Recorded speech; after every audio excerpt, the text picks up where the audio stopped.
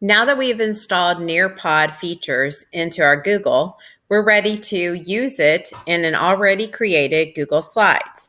I've gone to my drive and I opened up a Google slide presentation on speed, velocity, and acceleration. As you can see, I have 7 slides of content, but I want to make this more engaging for my students. So I'm going to use the Nearpod features.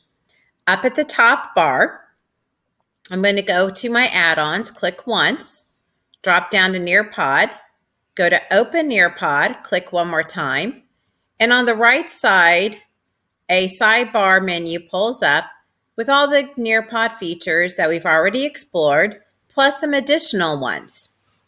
I want to pre-test my students to see what prior knowledge they have on speed, velocity, and acceleration.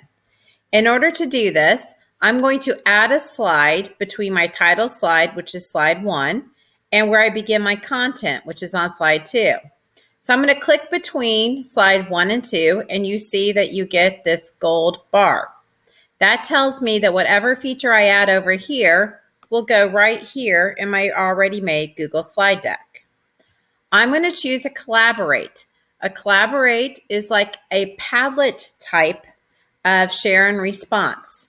Once I clicked on it, it pulls open a pop-up menu. I'm going to enter my topic, which is speed, velocity, and acceleration. I'm going to ask my students to share a fact that they know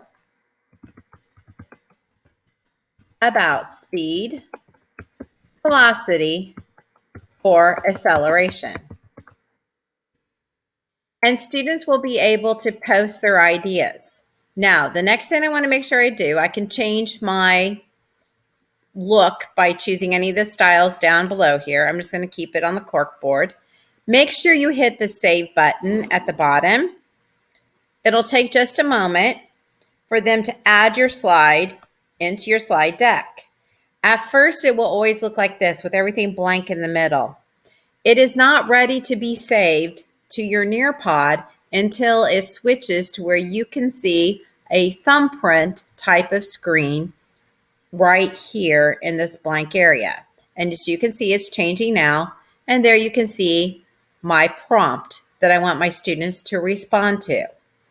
Now, assuming that I have added in all the features that I want throughout my Google slide presentation, I want to go over to my sidebar again, my Nearpod sidebar, go all the way to the bottom and click on Save and go to Nearpod. This is automatically going to open up my library for Nearpod. And as you can see right here, it is starting to save my speed, velocity, and acceleration slideshow with all the Nearpod features that I have already added to it, such as the collaborate. Once I see this, I have my option to either share it as a live lesson or as a student-paced lesson for my students.